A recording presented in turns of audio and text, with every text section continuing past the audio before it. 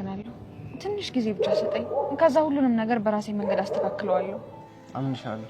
በቃ ሂድ፣ እደውልልሃለሁ። ቻው። እሺ ግቢ በቃ።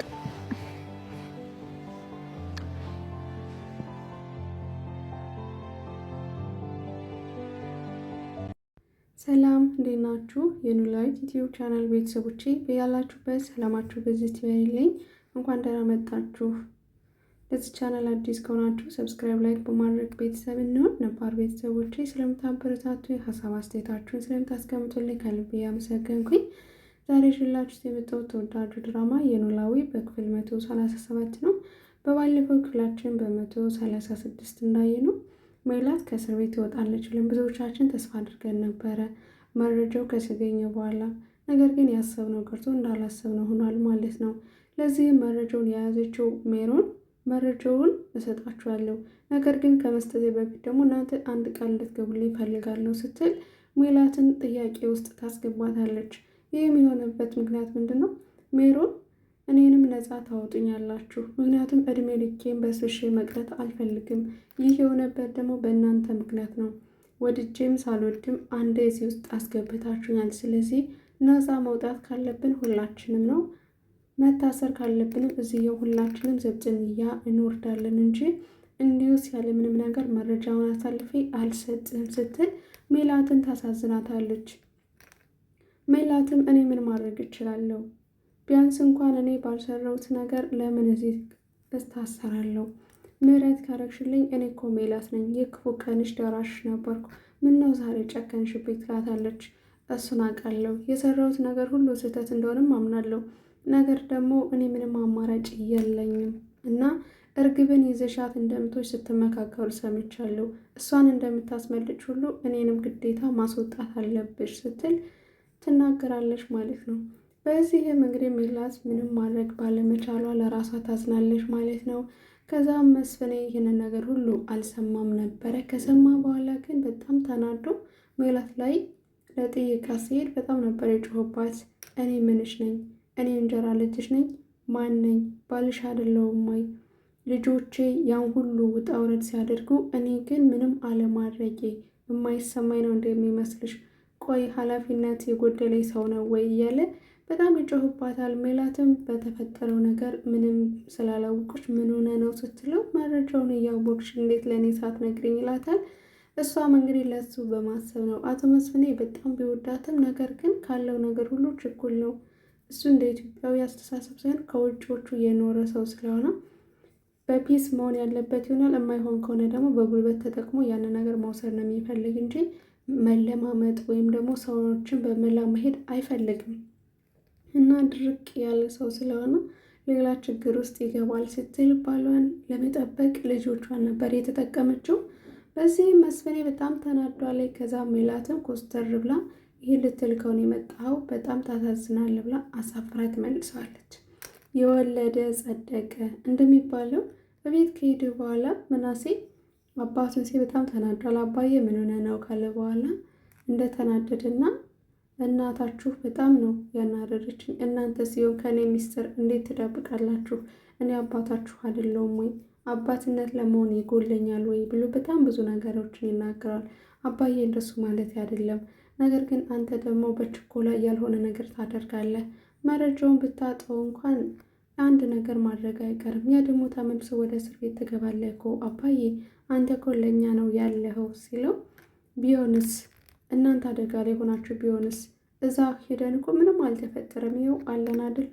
ሰላም መሆናችሁ ሳይሆን የሆነ ነገር ተፈጥሮ ቢሆን ቁጭቱ ለእኔ ነው፣ እሱ ነው ለእኔ የሚሰማኝ። እኔ ድክመት አለኝ፣ እናቴን አሳዝናታል ማለት ነው። አይ አባዬ ብሎ ምናሴ ምንም ማድረግ አልቻለም። ወደ መኝታ ክፍሉ ከሄደ በኋላ ሀና ትመጣለች።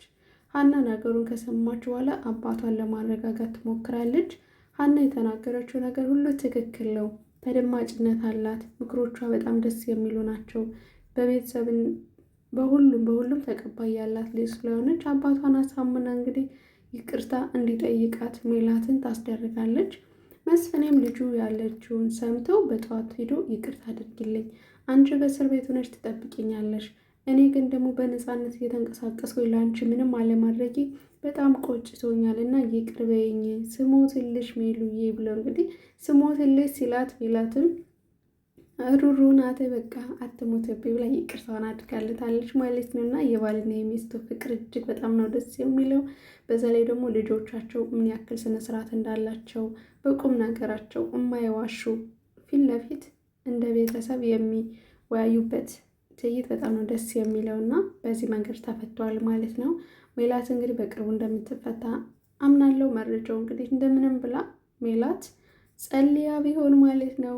ከዛም እንግዲህ ወደ ሀና መለስ ስልላችሁ ሀና የሶስት ወንዶች ተፈቃሪ ሆናለች። ኤልያስ ከደሴ መጥቷል ሀናም ብሎ ግን ኤልያስ አሁን ላይ አንድ መንገድ ሰጥተዋለች። ምክንያቱም አንተ ዘገየ በምታስፈልገኝ ሰዓት አልነበርክም። እኔ ሰው በሚያስፈልገኝ ሰዓት ደግሞ ማንም ሳጣ እዝራን መርጫለሁ። ስለዚህ እዝራ ደግሞ ለእኔ ሁሉ ነገሬ ነው ብላ ትሸኝተዋለች ማለት ነው። ምላሽ ያላገኘው የአሴር ነው። አሴርም ያው ምንም ማድረግ አይቻልም። እንደሚወዳት አስቀድሞ ቢናገር ኑሮ እዚህ ሁሉ መጠነቁር ባልገባች ነበረ። ከዛም እሱም የራሱን ስሜት ደብቆ ሀናን በድብቅ ሲያፈቅር ቆየ። ነገር ግን ደግሞ የሀና ፍቅር የሚባለው ወደ ላይፍ ስትገባ ራሱ ደግሞ ተናገረ። ይህ ደግሞ ለሀና ምንም አማራጭ ስለሌላት ሀና ደግሞ ቀድማ የሰጠችው ቃሏን ለእዝራ ነው። እዝራን እንደምትወደው እንደምታፈቅረው እየተናገረች ነው ማለት ነው። ነገር ግን ደግሞ እነሱን በማይጎዳ መንገድ ለማሳመን ለማስረዳት እየሞከረች እናያታለን ማለት ነው።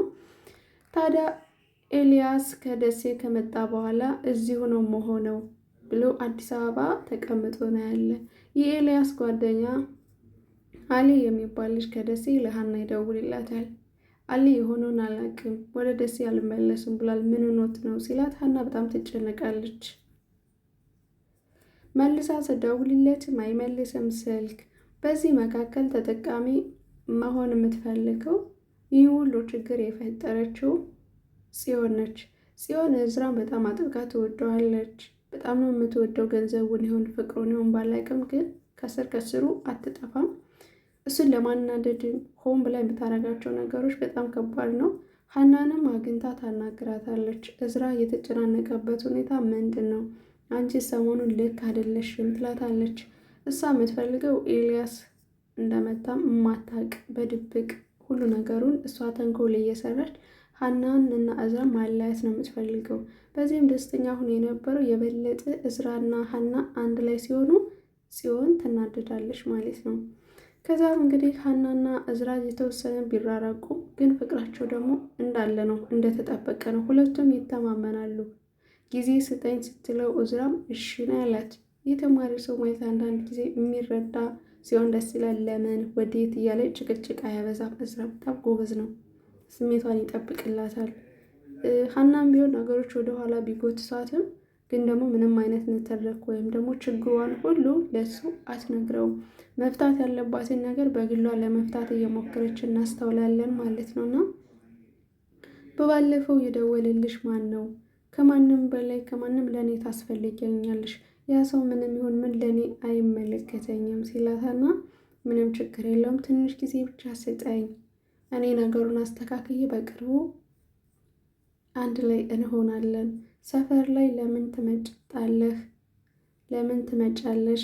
ለምን አትወጪም? ወደ ሌላ ሰፈር ለምን አንቀይርም ሲላት ሳራ በራም ቢሆን አቋርጣለሁ ለአንቺ ስል ስትላል ነበር እንዴ? ምን ነው ሰፈር ድረስ በመምጣት ደከመ እንዴ ስትለው በፍጹም መሄድ ካለብኝም አሁንም ቢሆን እደግምልሻለሁ። ሳራ በራን አቋርጬ ለአንቺ ስል እሄዳለሁ። ነገር ግን አንቺ ለምን ነው ከሰፈር መውጣት ያልፈለግሽው ሲላት ነገሮች ሁሉ ስለተደራረቡብኝ ነው ትለዋለች። ሀና በጣም ደስ የሚል የፍቅር ውይይታቸው በጣም ነው ጸጥ ባለ መንገድ ጭቅጭቅ በሌለበት እርስ በርሳቸው በሚደማመጡበት ሰዓት ስለሆነ በጣም ነው ደስ የሚለው። ሁላችንም ከፍቅር አጋሮቻችን ጋር እንደዚህ በሰላም መንገድ ከሆነ ይሆናል፣ ከማይሆን እንደሆነ እንደዚህ በሰላም ረጋ ባለመልኩ ስንወያይ ሁላችንም እንደማመጣለን። በስሜታዊ ሆነን ብዙ ነገሮችን የምንነጋገራቸዋለን። እውነት ለመናገር መገፋት ካለበት እዝራ በአሁኑ ሰዓት እንኳን ትልቅ ተበድሏል፣ መገፋት ይችላል። ምክንያቱም ሀና ያለችበትን ሁኔታ ምንም አለማወቁ የራሱ አንድ ነገር ነው። ሁለት ደግሞ ሀና ከሱ ለምን እንደምትሸሽ ባለመረዳቱ ይህ ራሱ ሀና ሊያስኮርፍ ይችላል ማለት ነው። ምክንያቱም ሀና ምንም ነገር እየነገረችው አይደለም። በዚህ ደግሞ ቂጥ ለቂጥ የማትጠፋው ከጎኑ ጽዮን ነች። ብቻውን እንኳን እንዲያስብ ጊዜ እንኳን አትሰጠውም። ምን ሆንክብኝ? አንተ የኔ ነህ። እንድታዝንብኝ አልፈልግም። ሀናን ካገኘሁ ወዲህ በጣም እየተከፋህ ነው። ቆይ ለምንድን ነው ንገረኝ፣ ላጋራ እያለች እንግዲህ ሁሌ የማይሆን ነገሮችን ትነግረዋለች። እሱ ግን አጥብቆ እንደሚጠላትና ሊያያት እንደማይፈልግ ትነግረዋለች። እንደውም ጭራሽ 1 2 እያለን እየጠጣ ንገረኝ፣ መጠጤን ድክመቴን አልሸፍነውም በመጠጥ። ስለዚህ ጀግና ደግሞ መጠጥ ራሱን አይደብቅም። ስለዚህ እንዲሁ ችግሮችን ራሴ እጋፍጣቸዋለሁ ይላታል። መጠጥ እኮ የሽንፈት ሳይሆን ራስን ለማዳመጥ የሚረዳ ነው ትለዋለች። ጭራሽ ወደ መጠጥ እንዲሄድም ትገፋፋዋለች። ይህን ግን አልሰማትም ነበር እዝራ ማለት ነው። ከዛም እንግዲህ ምንም እንኳን ባታወራኝም አጠገብህ ቆሜ ልይ ትለዋለች። ማውራት ምናምን አይቻልም ይላታል። አዎ ምንም አላወራም ትለዋለች። ነገር ግን ደግሞ የኔ ወድ በጣም ተጨንቀህብኛል። ምን ያክል እኮ ብትጠላኝም እኔ ግን ስታዝንብኝ በፍጹም አልወድም። ልቤ ይሰበራል እያለች ነው። ከዛ እዝራም በጣም ይቆጣታል። አማራጭ ሌላት ሀናን ሄዳ ማናደር ነበር። በቅርቡ ሁለታችሁ ትለያያላችሁ። ምንም የምታረጊው ነገር ትክክል አይደለም። ጉዞሽን ብታቂ ይሻለሻል ስትላትኝ ንግግር የማትችይው አንቺ ነሽ። እኔ የአባቴ ልጅ ነኝ። አንድ ነገር ጀምሬ ወደኋላ ማለት አልፈልግም። የምጀምረውን ደግሞ ሳልጨርስ ፈንክች አልልም ትላታለች። ሀናን ለማናደድ የመጣችው ጽዮን ራሷ ተናዳ ጨጓራ ቅጥል ብሎ ትመለሳለች ማለት ነው። እና አንዳንዴ ላመንበት ነገር ጥግ ድረስ መጓዝ፣ ዋጋ መክፈል ካለብንም ነገር ዋጋ ከፍለን ያንን ነገር የኛ ማድረግ፣ የኛ ባልሆነ ነገር መታገል ግን ከንቱ ድክመትና ራስን መጉዳት ስለሆነ በሀናና በጽዮን ያለው ሰፊ ልዩነት በጣም ነው የሚያስተምረን ለኛ ማለት ነው። የኛ የሆነ ነገር በአግባቡ ታግለን እናገኘዋለን። ብንደክምም አይቆጨንም። የሌሎች የሆነ ነገር የኛ ያ ሰው የማይፈልገን ነገር ግን ለኛ ለማድረግ በጣም ዋጋ ያስከፍላል። ሁለተኛ ደግሞ መጨረሻ ላይ ውጤቱ አያምርም፣ ራስን መጉዳት ነው የሚሆነው። እና የኛ ባልሆነ ነገር ጊዜያችሁን ባናሳልፍ መልካም ነው። ላለው ስላዳመጣችሁኝ አመሰግናለሁ። ለዚህ ቻናል አዲስ ከሆናችሁ ሰብስክራይብ፣ ላይክ በማድረግ ቤተሰብ እንሁን። ሀሳብ አስተያየታችሁን በኮሜንት ሴክሽን ላይ አስቀምጡልኝ። በሌላ ቪዲዮ ተመልሰን እስክንገናኝ ድረስ ቸር ቆዩልኝ።